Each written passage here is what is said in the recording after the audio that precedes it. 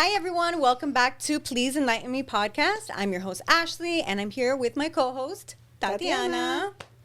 And thanks for joining us on our second episode. Made it. All right. So we want to start off this episode kind of where we left off on the last one, basically focusing on healing, the healing journey, and as well as differences between spirituality and religion, which a lot of people, I think, get confused. Yeah. And think sometimes it's the same thing, and it's really not.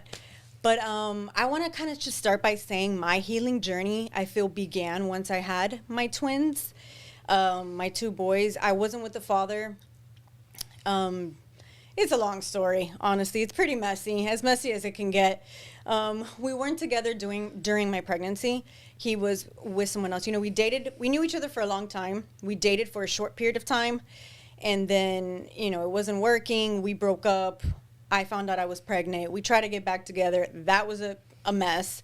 And then he ended up immediately moving on to another girl. So basically my whole pregnancy, I lived at home with my mom and my dad. And he was basically with another woman. It almost kind of felt like I was, what do you call that when you're pregnant, but you're a surrogate? Surrogate. Yeah. So I honestly felt like a surrogate. And, you know, I would see on Facebook, at 6 months, I actually got hospitalized for having like a thin cervix or something. And I was there for like 2 weeks at the hospital. And I remember seeing on Facebook, he had taken her for her birthday, like parasailing and stuff. And they were like posting all these beautiful pictures of them. And here I am about to go into preterm labor, you know, and the couple that I'm having a baby for, basically what it felt like, is out parasailing on a cruise, you know. So that was really, really dark. It was really depressing. Like, I used to write some really horrible things on my Facebook, like, you know, the thing where you can write your thoughts and stuff. People were messaging me, like, Ashley, are you okay? No, I'm not okay. I'm not okay. Clearly. This is not what I wanted. You know, but I thank God for the dark times. So I feel like you really have to thank God for the dark times, because what doesn't kill you makes you stronger. And that was actually something that kept repeating in my head. That it was a mantra. I think that's what they call it, right? It was this mantra that just, it popped into my head. I've heard it 1,000 times in my life, but it just kept, it was like some other outer source was putting it into my head. What doesn't kill you makes you stronger. What doesn't kill you makes you stronger. And I was like, okay, all right, I get it. What doesn't kill you makes you stronger. Okay. And I remember I was low, man. I was low. I really felt like I don't want to say suicidal, but the thing that kept me from being there was the fact that I had two living beings inside my body. And every time I would feel them kick inside of me, that was like that reminder of, okay, this is going to be the best time of your life. Like, you got to do it for them. They need you. Like, I felt needed, you know? So that was my push to keep going. And then once I gave birth, you know, and me and the father actually tried to get back together. I think they were maybe 9 months old when we tried to get back together, and we dated for like 6 months. It was the worst 6 months of my life. I felt like I was arguing every day with a wall. It was, you know, that's a whole other topic I'll get into in another day. But it was a very difficult, probably the most toxic relationship I've ever had in my life. And after those 6 months was over, I felt at that point, like, I kind of felt like, man, I was up here because I was a queen. I was the mother of somebody's kids. And like, you feel like you're on this throne almost. And it completely got taken away from me. And I felt almost stripped. But I remember not feeling sorry for myself, but feeling like I had to take care of myself. And I even remember one time coming out of the shower. So many things have happened to me in the shower. These are some very powerful showers you have. What's the temperature on that? I don't know. You know, I don't know. The shower is a special place for me. I love it's hanging the out water. in the bathroom. Water's deep.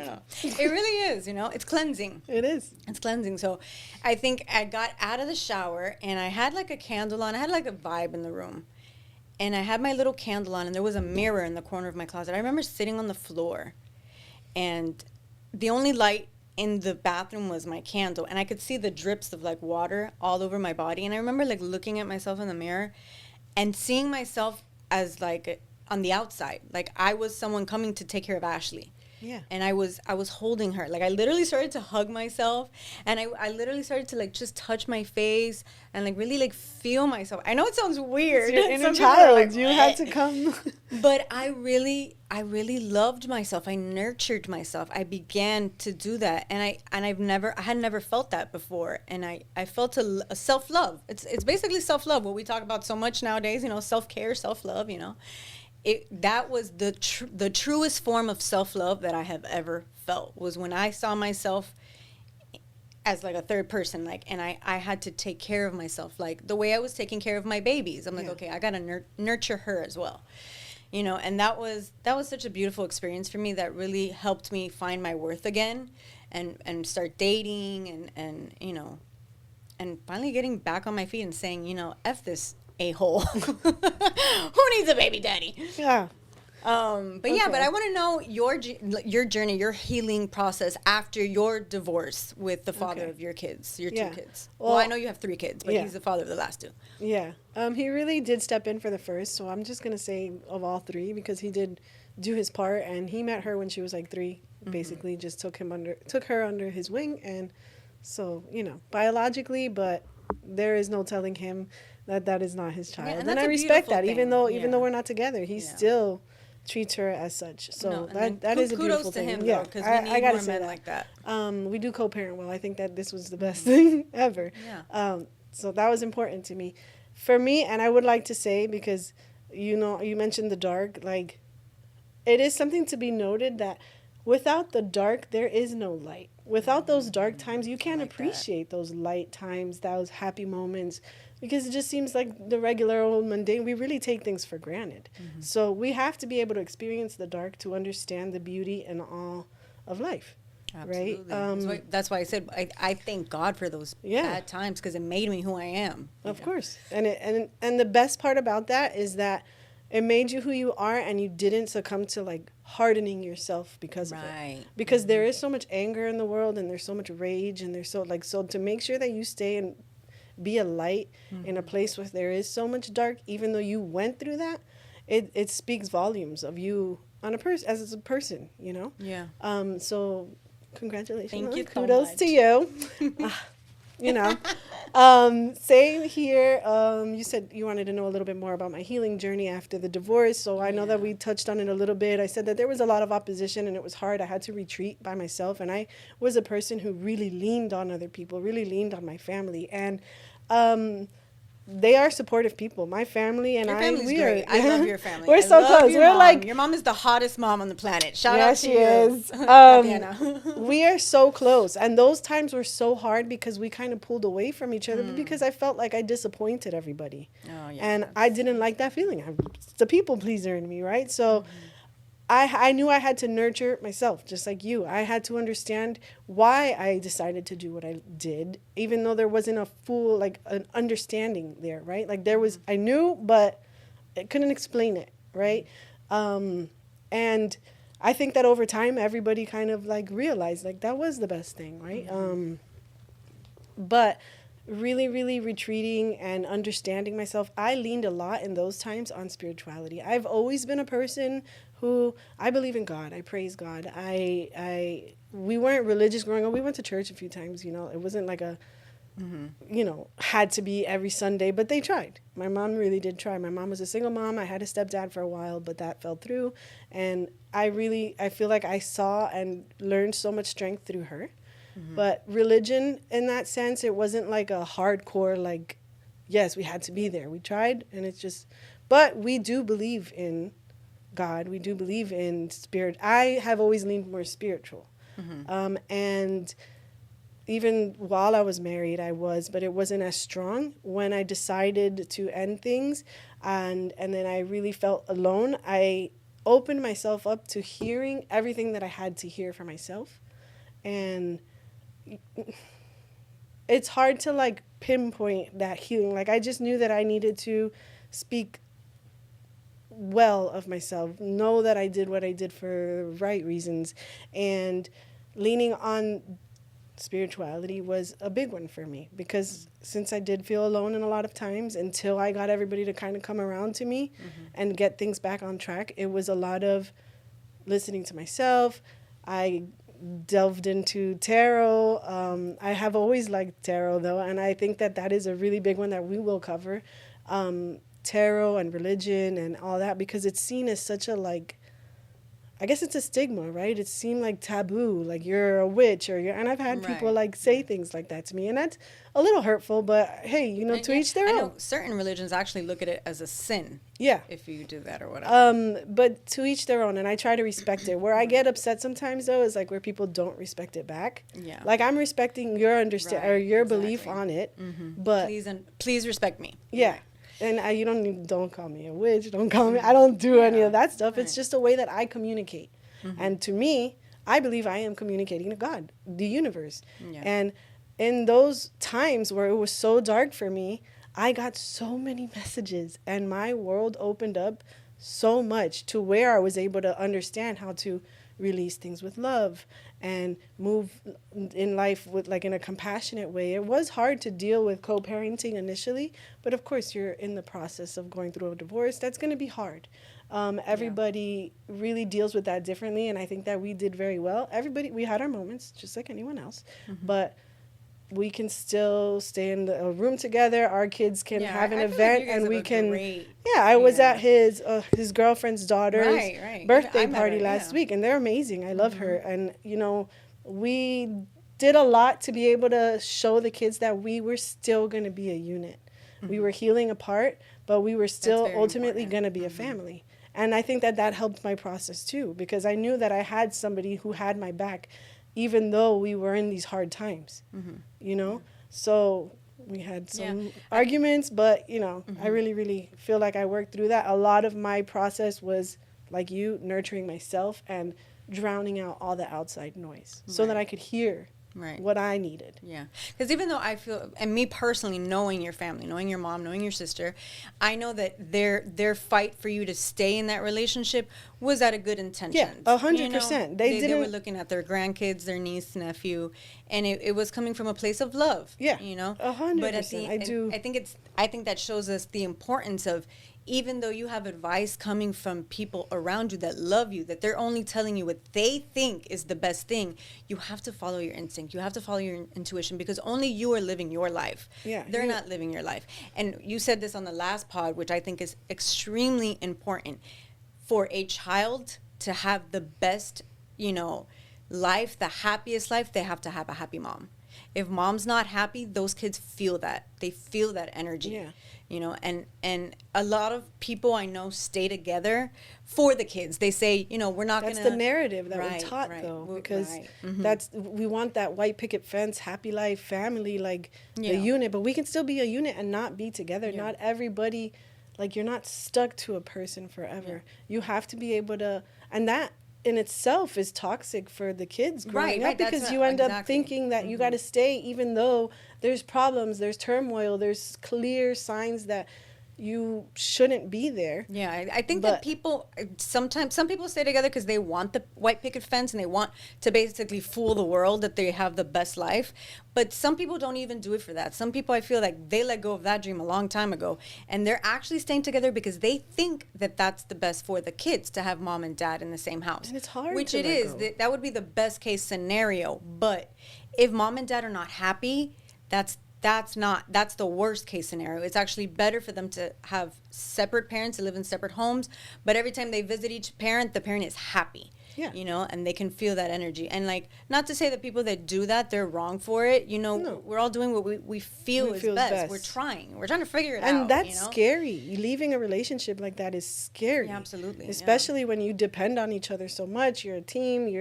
One person is bringing in the income while the other person is really, stepping in for the family and doing that part. Mm-hmm. Yeah, it's hard, to be like, I think that we'd be better, like, we'll figure it out. But so I do think that people stay a lot of times out of comfort as well. Yeah. But you're it's not easy. It's what you're they not doing, you're doing yourself a disservice and ultimately doing the kids a disservice. I even know people who have made the decision of saying, well, listen, we're going to live in separate rooms. We're going to date different people, but we're gonna stay together. That's wild. And it is. It's wild. It's 100%. That's an open relationship at that point, which I guess will be a topic for another day. But and it works for people. If it works for people, okay. But I mean, I feel like eventually that's just gonna crash, and ultimately, it's just not good for the kids. Like, mom and dad deserve to be happy, and we as human beings, we deserve to be happy. We deserve to find the love of our life. We deserve to be in that life partner. That person's gonna show up that way that you show up, and really, really make it work. And your kids can see you happy with somebody else. That was a big growing point for me too. Now I remember when, me and the father of my kids, we split. I had the babies.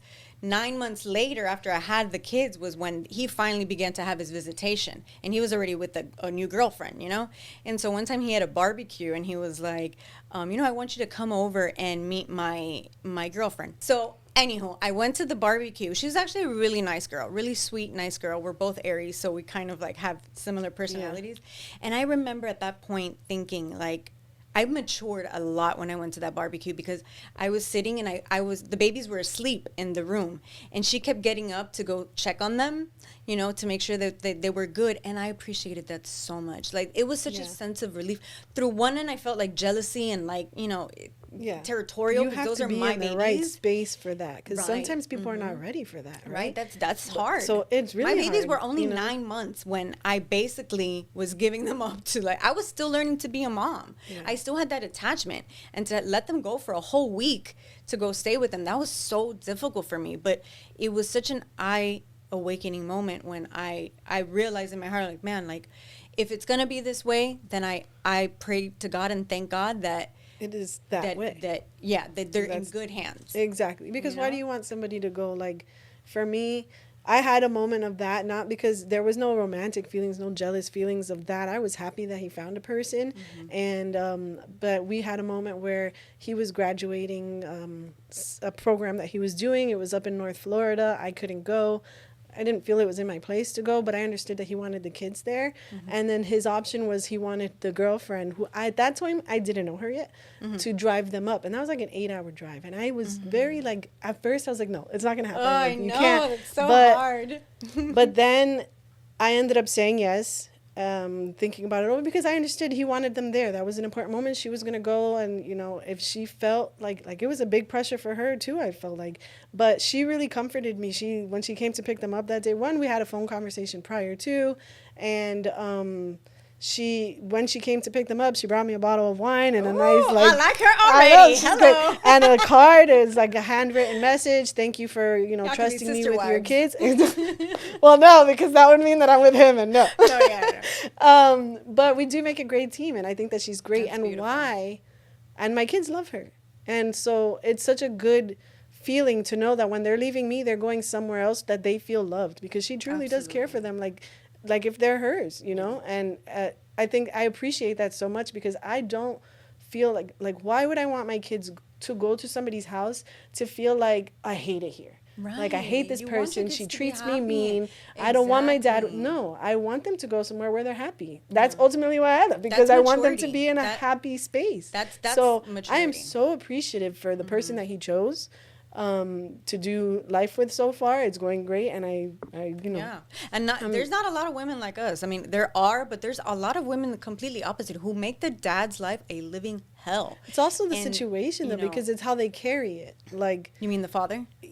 It's how everybody carries it. I feel like if there's still romantic feelings or like feelings like that, jealousy, then it's gonna make it hard. But if you guys have truly like let go and you do everything the right way, then it can really work, and it can be a beautiful thing. And blended families are pretty beautiful, I think. I think so too. Yeah, I think that happens sometimes when maybe the woman still has feelings. Yeah. But even if she's moved on and he's moved on, you still have people who cannot let go of that territorial thing with their kids. Yeah. Like it's hard to explain. But it's just like, no other woman, it's going to be around my kids or whatnot. That's a sense of like lack of maturity. That's what I'm trying to tell you. It's a maturity thing. Like, you really have to level up your maturity to understand that and to be okay with that. And I suggest to any woman who's going through that, and even any man, a piece of advice to help you get through that, because I understand that it's hard. A piece of advice is basically just think of your kids. Do you want your kids going to a house where the person is talking bad about you or, things like that. No, you want them to be happy. So you kind of just have to let that go and understand it's in the best interest for the kids. Yeah. You know? I think that's important. 100%. It's very important to know that.